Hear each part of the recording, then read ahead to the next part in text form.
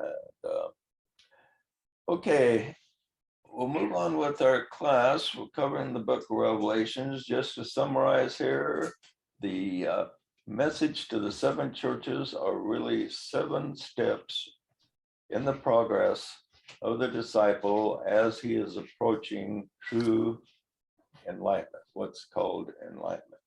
And enlightenment is really just the first major step. A lot of people think that's the end. Well, that's not the end. That's really the true beginning. So these are the 7 major steps that the disciple takes to reach the true beginning of the real spiritual journey. Okay. The first is in Ephesus, where he gets permission to not have to be entrapped by the outer gods, by people out there saying, this is what God wants you to do. He frees himself from these outer voices. And then he goes kind of crazy, and he gets an impression from his soul again saying, hey, look, you went too far with this freedom that you have, with nobody controlling you, and you need to come back and be centered. And so he kind of comes back and he decides, I'm going to do a lot of good in the world. And so he goes out and he tries to do, he becomes very idealistic. He wants to end homelessness and poverty, and he has all these good intentions, but he does it all wrong, and he winds up doing more harm than good. And he kind of turns out to be kind of frustrating for him. And then the next thing that happens is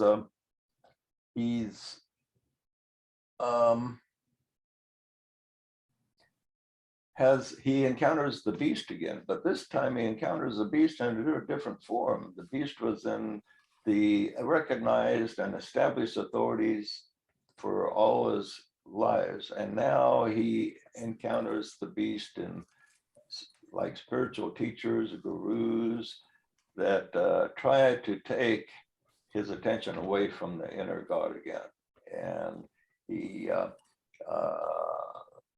finally gets a message from his soul, hey, you're straying again from the inner voice, come back.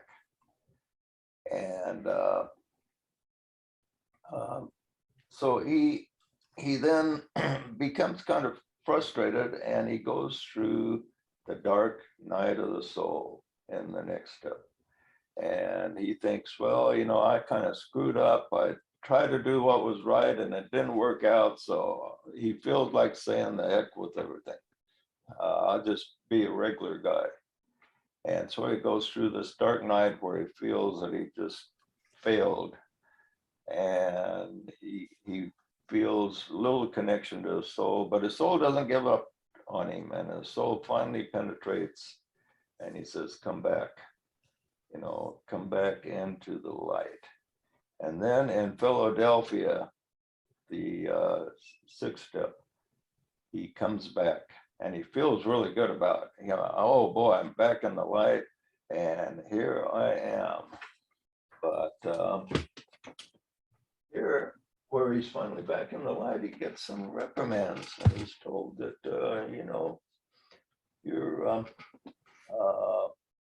you think you're really doing great, but you really aren't there yet. Okay.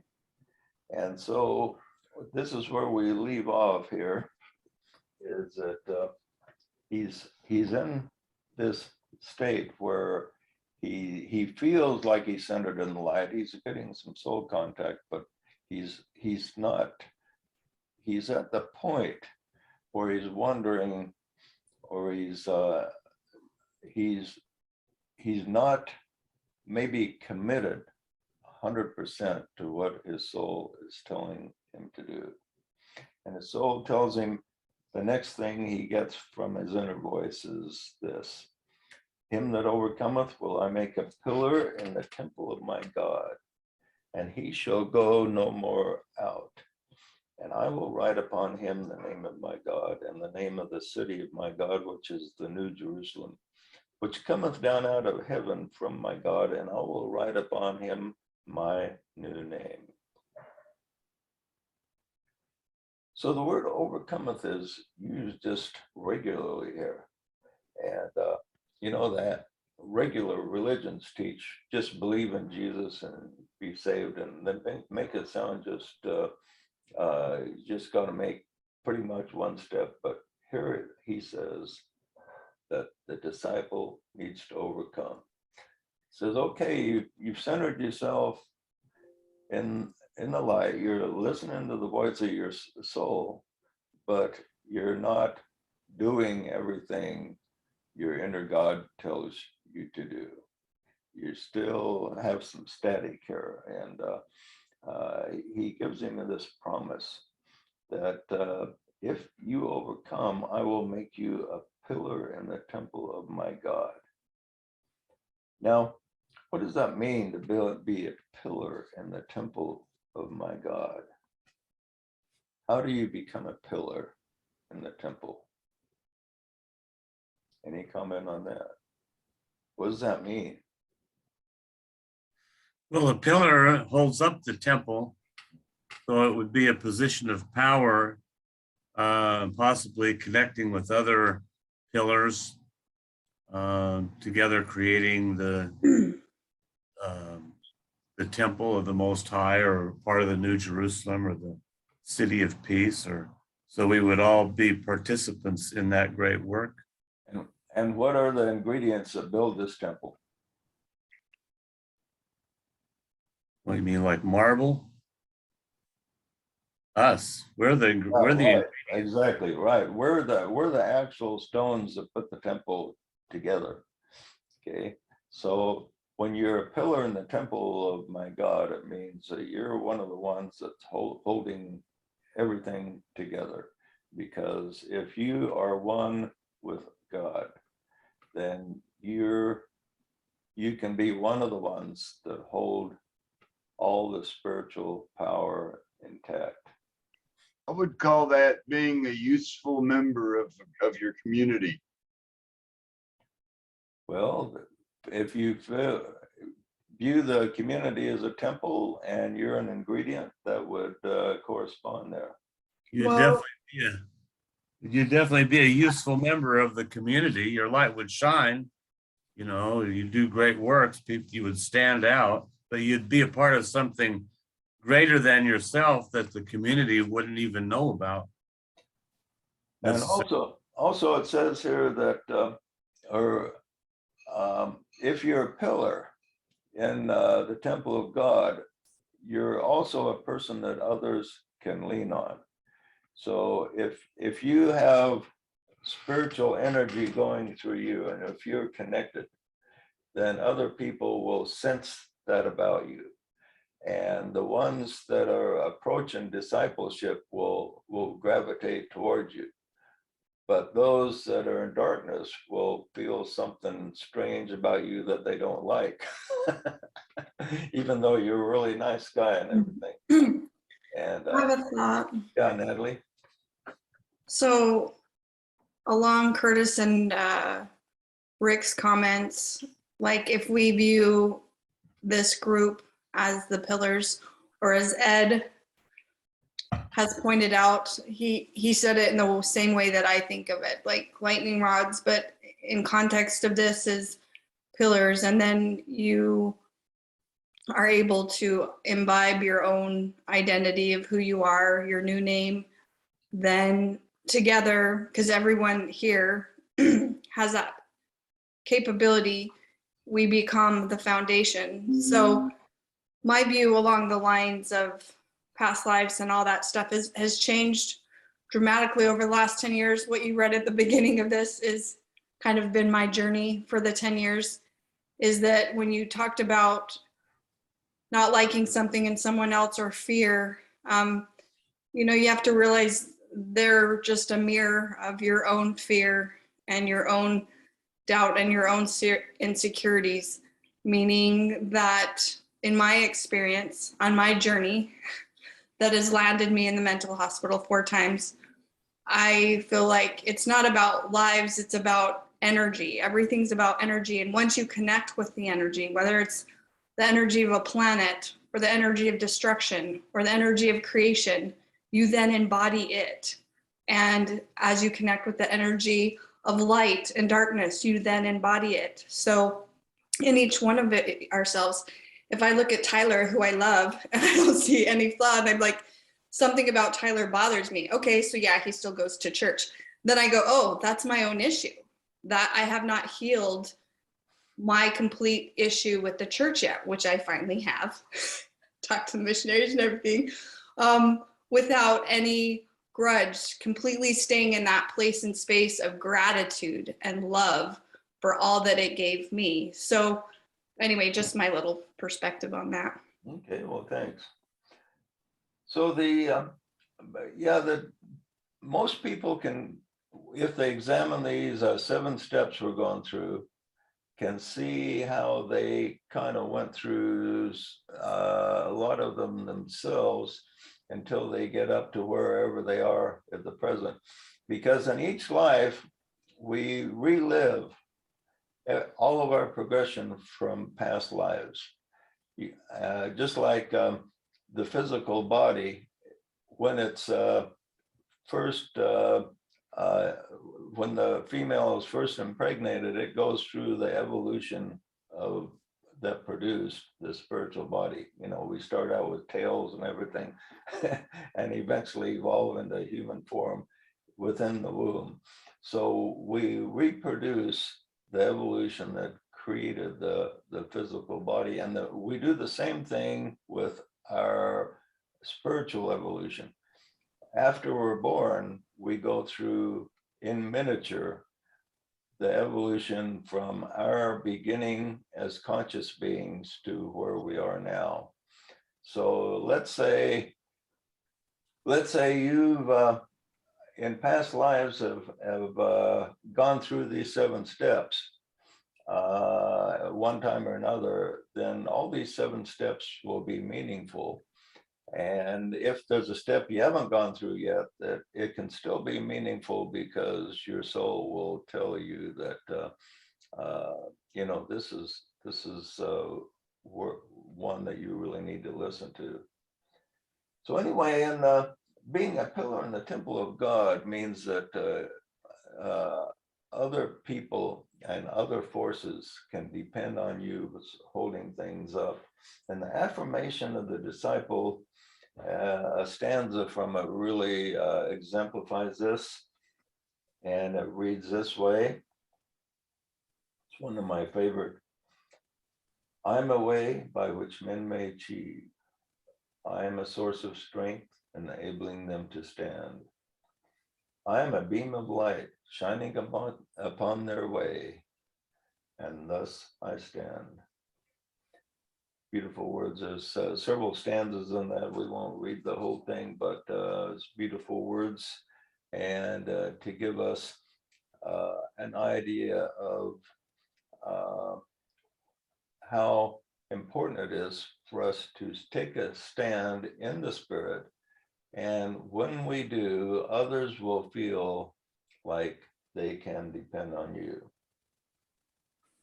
Now, this statement is full of meaning, has several layers, and here are 2 of them concerning this verse.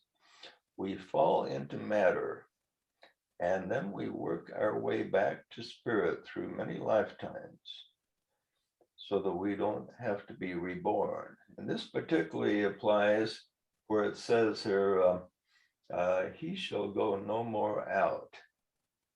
He that overcometh will I make a pillar in the temple of God, and he shall go no more out of that temple. What does that mean? He shall go no more out. Well, it means No more need for reincarnation. Right. And this is a very powerful scripture, the support of a reincarnation. In other words, once you reach a certain point of awareness, you don't have any more lessons that you have to learn upon the earth. But you can choose to go back if you want. Maybe you want to go back and serve and help people and so on. but you won't have to go no more out of the temple of God in the spiritual realms unless you want to. We always have free will. We can do whatever crazy thing we want. We can go back and if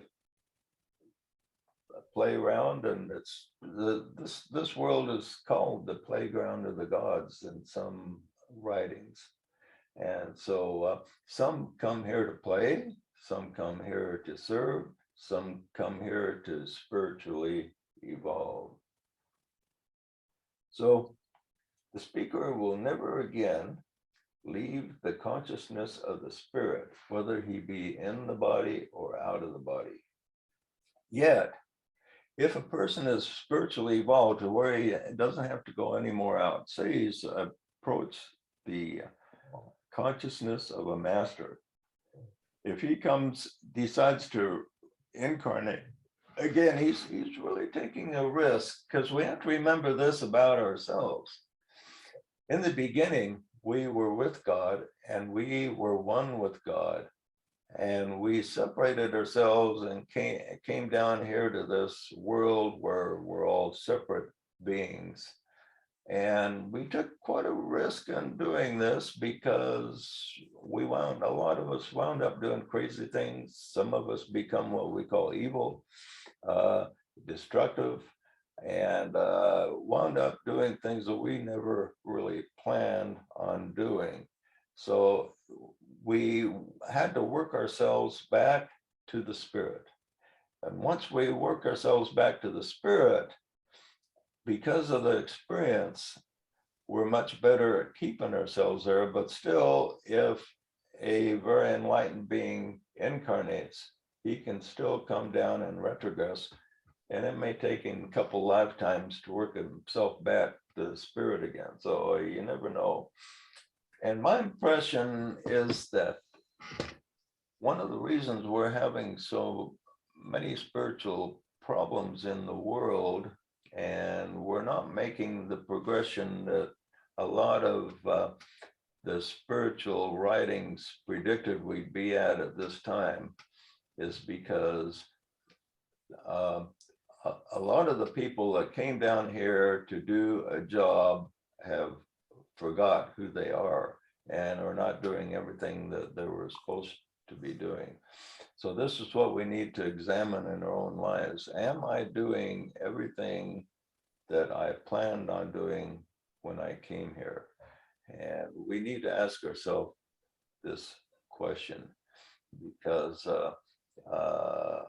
the dark forces do everything they can to frustrate the forces of light, and to get that light to be turned down so the forces of light do not see what they are supposed to be doing and accomplishing. And so this is important for each one of us to do that. We think, am I doing everything that I'm supposed to be doing? Am I living up to what I planned on when I came down to this life? And a small handful, or maybe are doing a little bit more than they even planned on, but it's so easy to backslide, and this is what we want to avoid. Hey, Joe, Yeah, on that go no more out, where you hold your mind steady in the light and you're a beam of light, that could also mean your light will go no more out. You won't be in and out of consciousness. Your consciousness will be held steady in the light, and the light won't go out. right. And that was actually the next point I was going to cover. So you must have read my mind there, because going no more out also means that you can be in the body or out of the body and still stay in the spirit. And this is, like I say, a lot of people do backslide, but eventually the masters reach a point to where they can be in any situation. I remember when I was in the church, they say, don't go to any bars or anything, because the negativity is so bad there, they'll just suck you in. Well, my dad went to bars all the time, and I sometimes went there with him, or I noticed that, you know, it didn't matter what the situation was. I felt I could be, keep my consciousness of who I was. And this is what we need to do is no matter where you are, whether you're in the body or out of the body, incarnation or out of incarnation, keep your mind centered in the light. This is an important achievement for the disciple. So it's just an ongoing continuum in time and space. My wife and I go to the bar and play pool, and I know I connect with a lot of people that are friends of mine there, and I think we have a very positive effect on people in the bar. They a lot of them gravitate to us. They want to talk, they want to connect, you know, they, like you say, they want to lean on a pillar. I think A they lot of get, those guys in the bar are just as spiritual as the ones in church or more. oh yeah, yeah, you know, they'll talk, they're high-minded, they talk philosophy, some of them, not very many, but I didn't find very many people in the church that talked philosophy other than what they were fed. Yeah, and I worked, when I was younger, I worked in construction and you kind of get the rougher element of people, but a lot of those guys had a lot more common sense and insight than the elite professional type of people. So you never know where you're going to find people that are focused on the right direction. Homeless people. Yeah, I encountered some of them, and some of them are actually very intelligent. So you just never know. Okay, then he says, I will write upon them the name of my God.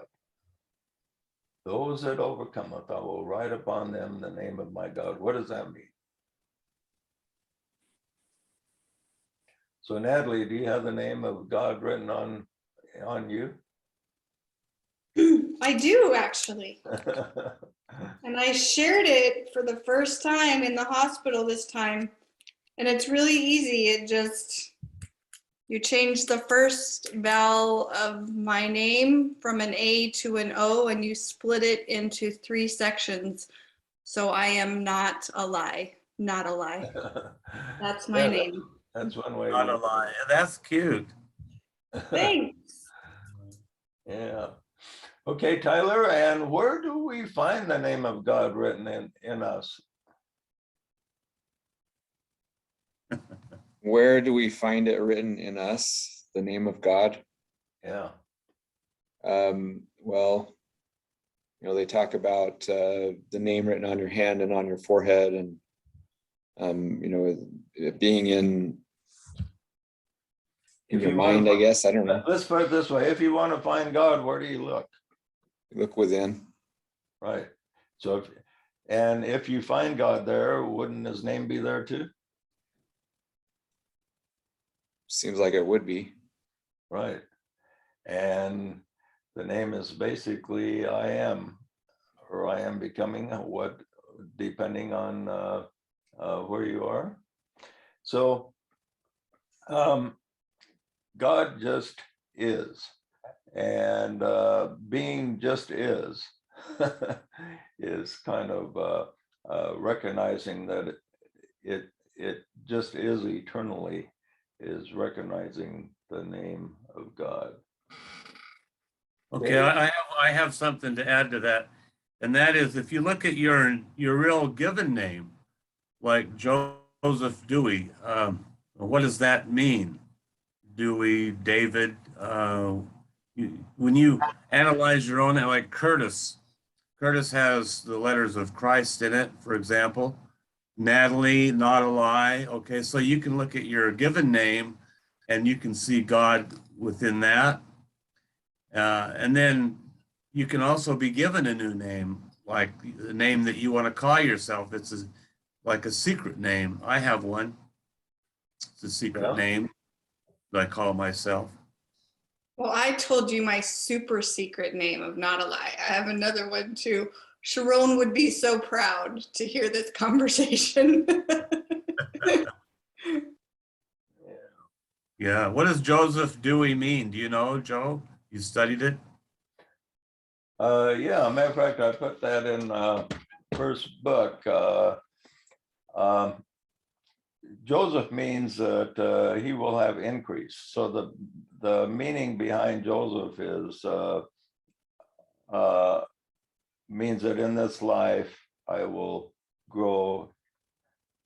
Hopefully, it would be in the spirit rather than in the material side.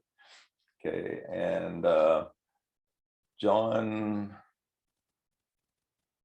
I think it means something to do with beloved or something, or no, and Dewey comes from David, which means beloved.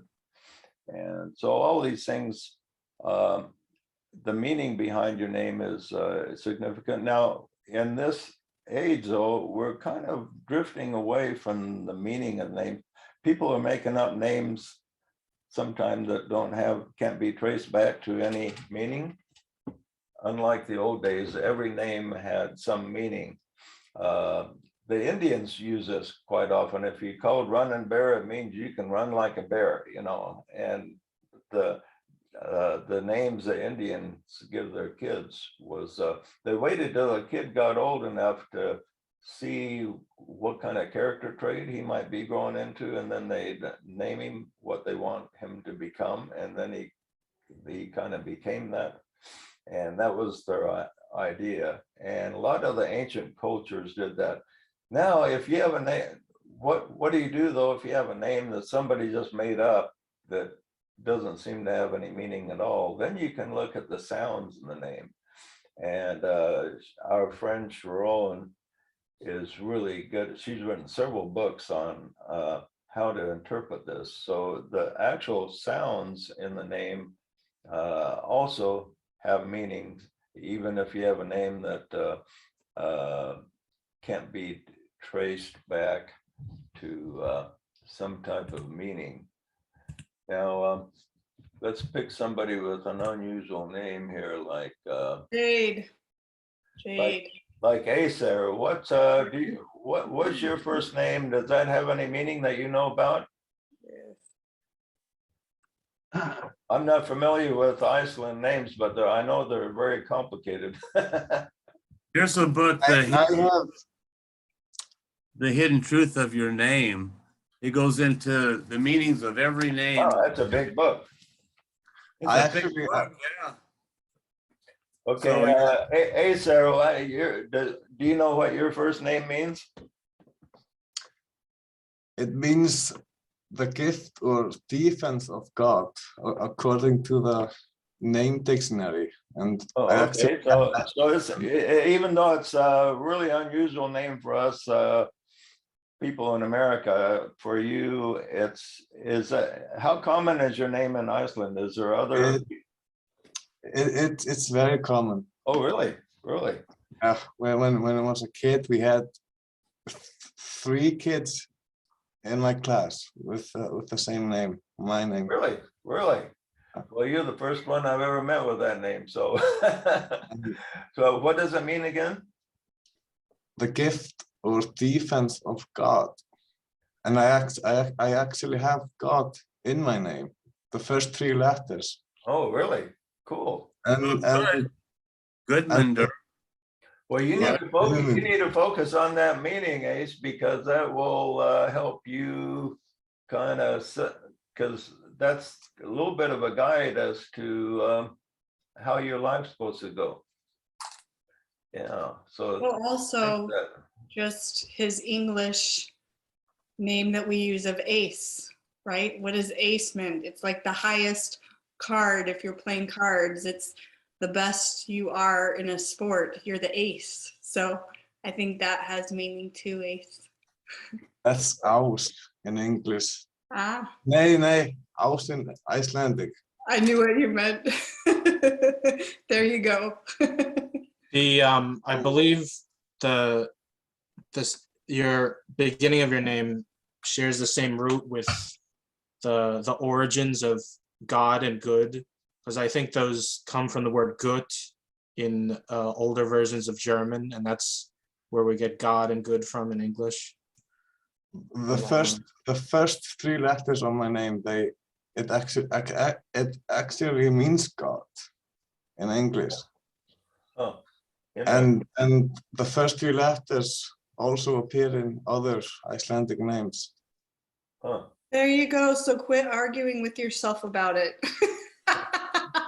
You know, one of my favorite groups, Ace, is of Monsters and Men. Are they still? I haven't heard from them for a while. Are they still popular there in Iceland? I wouldn't know. My taste is not that mainstream. Okay. Yeah. Anyway, next he says, and he will write upon us the name of the city of my God, which is the New Jerusalem. Okay, so what's this name about? What's the difference between the name of my God and the name of the city of my God?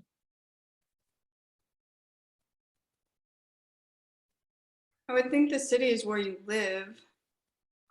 Okay, and the difference between an individual and a city is the number. A city represents many people.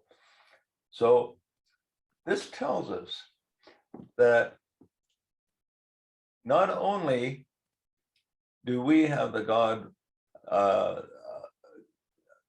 power of God within us, but the many also have God within them. And the many do not see this.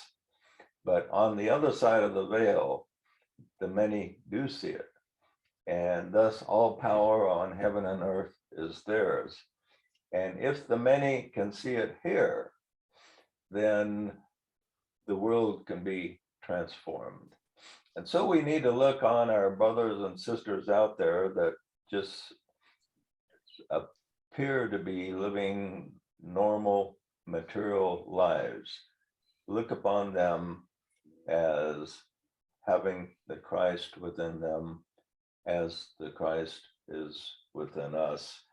And when we have this attitude, then you share the name of the city of God. And the closest word to that name would be one.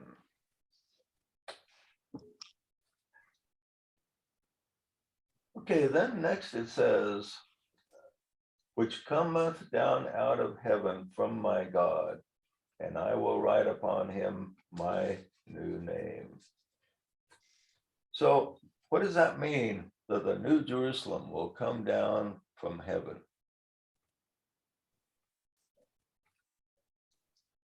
Well, Jerusalem means city of peace for one thing, so you're going to discover the peace that passeth all understanding. But it's Right. important to realize too, this applies to the disciple at this stage. And when the disciple at this stage experiences the New Jerusalem coming down from heaven to earth, how would you explain that, Curtis? The New Jerusalem comes down and settles in the core of your being. Your life reflects Zion, that your life reflects paradise, that, you know, everything is as it should be within your own little sphere, and you just sit back and wait for that to permeate out to everything and everyone else. Right, and this is kind of reiterating the point also that when the New Jerusalem comes and settles in the core of your being, it means that heaven is now on earth, that you will experience the peace of heaven within you. And the peace is really the key. Think, do we have peace or not? And anytime you feel the peace leaving you, then you need to, it's a message. You need to come back to the center. So think, and there's all kinds of temptations to take you away from that peace. Maybe you might have an argument with a good friend or your spouse or something, and it will make you feel disturbed, and that takes you away from the peace. Whenever you feel the peace leaving, sense the New Jerusalem descending and solidifying the fact that nothing can take away your peace. How about you, Ken? Are you at peace? Despite all the turbulence you've been through with that typhoon and everything? Yeah, yes, I have felt some more peace here lately. Now, in the midst of that typhoon, you lost electricity and everything seemed to be in chaos. Were you able to still keep peace in your inner core? How'd that go? But it was kind of interesting how this happened because just as the storm was coming, I was tracking it on on the map, you know, on satellite, and I saw it coming. And I had just the storm hit on the 18th, and my birthday was on the 20th, and that would have been the end of my second Saturn cycle. And so I had already planned a 3-day fast. Oh, really? To end on my birthday at the end of my Saturn cycle. And I was watching this storm come in, and it was all happening at this, all this happening at once. And so, like when it hit and the house was just shaking and everything, it was like, it was exciting to me. I thought, this is incredible, you know? I mean, this was happening. So And you weren't afraid? No, I was laughing at myself because I tried to open the door because I needed to go unplug my battery back up, and the door was shaking and slamming in my hands, you know. And finally I shut it and I gave up and I said, well, I'll just have to leave it plugged in. It's just too dangerous to go out there. But I was laughing at myself, you know.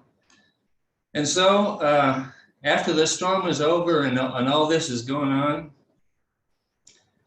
and I was thinking, how can I just lay down and just come to a peace and go to my inner self in here? And then no sooner than I laid there, and I don't know who it was, but I got an image of some man, and he said, it's quite an accomplishment, isn't it? I thought, wow.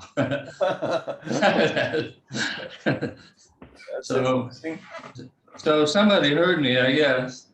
When I asked that question within, I guess somebody heard me. So he was telling you that you had quite an accomplishment? Was that what he was saying? He said it, yeah, he said it's quite an accomplishment, you know, to be able to do that. Yeah, yeah. To be able to be in total chaos and just close your eyes and you're at peace, you know, or you're there. You can go within. Right. If you can be in the midst of a storm, now there's also storms we have in relationships, which is, you know, when you have a conflict in a relationship, it's a lot like that storm that Ken went through physically, but we have emotional storms, and it takes that same strength to keep centered in the peace. So maybe the person you're having a problem with is going through their personal emotional storm. You can be like Ken here and just not let it affect you. Keep that center of peace within yourself.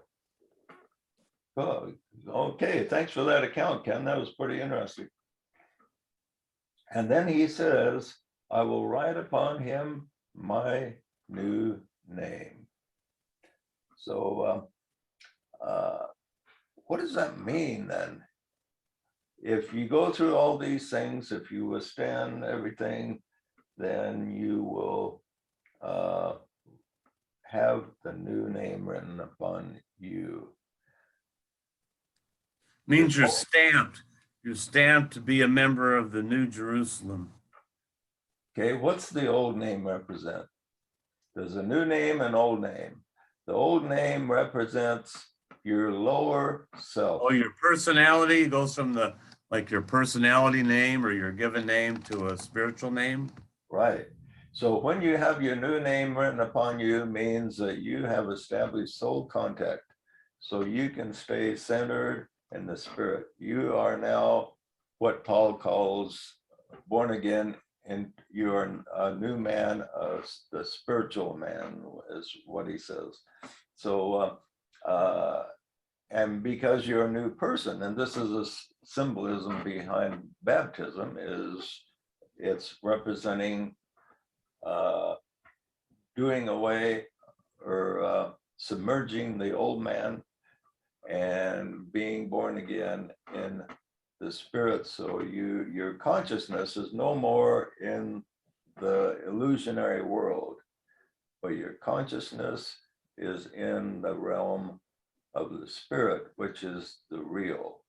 And when you're in the real, and recognize that, you have the new name, which again is most highly symbolized by the word one or oneness. Okay, any more comment on that? Well, my personality name means Happy Christ. Yeah, the personality name that can lead you to your spiritual name. And one leads into another if we follow the symbols. Well, and really quick, since both the Dewey men probably played a role. So it was while I was living in Central America, Panama, in Dewey Levi's house that we established earlier as a relative of yours. We were renting out Really? his house in Panama.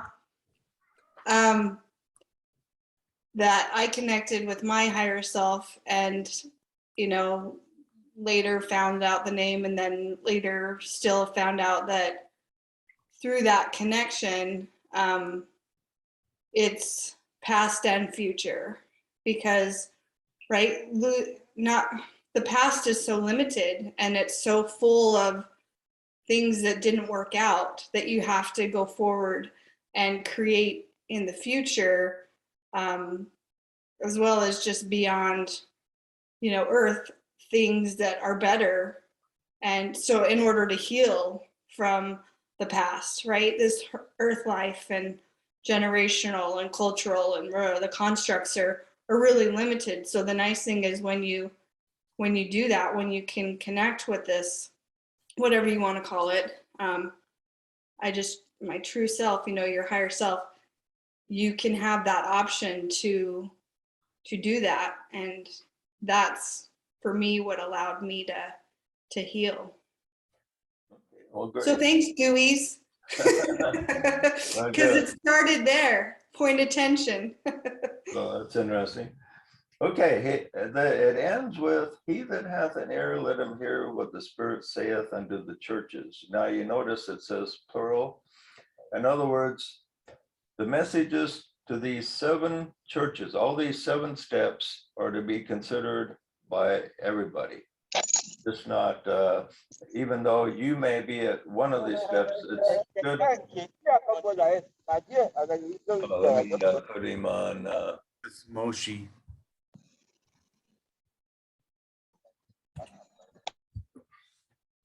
So all these 7 steps are to be considered by everyone, because there's something to learn from each one of these messages, no matter where we are. Now, the ray of this church in Philadelphia, or this step, is ray 2, governed by love, wisdom. And Philadelphia, of course, is known as symbolic of being the city of love. So this is a stage where we solidify ourselves in the soul and having the power, recognizing the power of what true love and wisdom is. Okay, any comments before we sign off? Or questions or? Well, really quick, I connected with Moshi this past week. Moshi, are you there? Was he able to get on? Because he was going to try to get on today. Yeah, he got on just at the end here. He might have had either. Technical issues. Might have. Oh yeah, I don't Okay. see him there now. Yeah, he All was right. there for about a minute, then he disappeared. Right. He's still there. He's still there. We saw you, Moshi. Are you there? Hi, I'm here, Natalie. I'm here. Oh, hello. You made it. No, I got the timing wrong. I Oh, just I should have been on earlier, but I Oh. just got the timing wrong. okay. Now, Well, if anyone's I'm- confused about the times, when I list the time, just type in the time that I put in and MST for Mountain Standard Time, and then put in your time zone, and then Google will come up with it. Okay, JJ. Right. So glad you could get on, even though we're ending, but I just wanted you to know that I saw you. So thank you. Thank you, Natalie. Thank you. Really appreciate that. You're welcome. Yeah. Hey, Okay. Joe, Yeah, I'd like to just share this one scripture in Hebrews that kind of sums up everything you said. Can I share that one verse? sure. Says, and this is for people that have the name of God in their forehead, which is the New Jerusalem or Zion. And my motto with the Mormons used to be build Zion and stop dying. Death is, of course, one of the last fears to be overcome, to actually enter into peace. So you're not afraid of death like my dad is. It says, but ye are coming to Mount Zion and unto the city of the living God, the heavenly Jerusalem, and to an innumerable company of angels, to the general assembly and the church of the firstborn, which are written in heaven, and to God, the judge of all, and to the spirits of just men made perfect, which I think is connecting those that have passed over with those that are here in the flesh. So we are a part of the General Assembly or the Church of the Firstborn. And that's really what I think the churches represents, is this gathering of lights into the city of the Church of the Firstborn of Christ. Yeah. And the consummation here, as we're approaching the end of the seventh step, is kind of where in consciousness we join the Church of the Firstborn, so to speak. Okay, good points. Any other points before we sign off here? Yeah, I just want to quick mention, I saw a fellow talking about the revelations, the revealing or whatever, and he has a show called Insights on the internet. His name is David Hume. And I just saw a compilation of a bunch of his videos on the Four Horsemen, about an hour and 20 minutes long. So I think I posted that on Molecular Group too. Was it good? Oh, it's excellent. You know, he just doing like you. He's talking. Right now, he's on the Four Horsemen and the color of the horse, what that stands for, and whatnot. And I thought I got to share this because this is stuff we're all interested in too. So, Okay, well, we'll have to check it out. David Hume. Okay. Check it out. Okay, we'll see you guys next week at 2 p.m. Sunday, all being well, and have fun watching the Super Bowl for you football fans. And happy Valentine's Day, everyone. Oh, yeah, Valentine's Day tomorrow. Yeah, don't forget your Happy Valentine's Day. Love you all. Ciao. Bye. Bye-bye. Goodbye, everyone.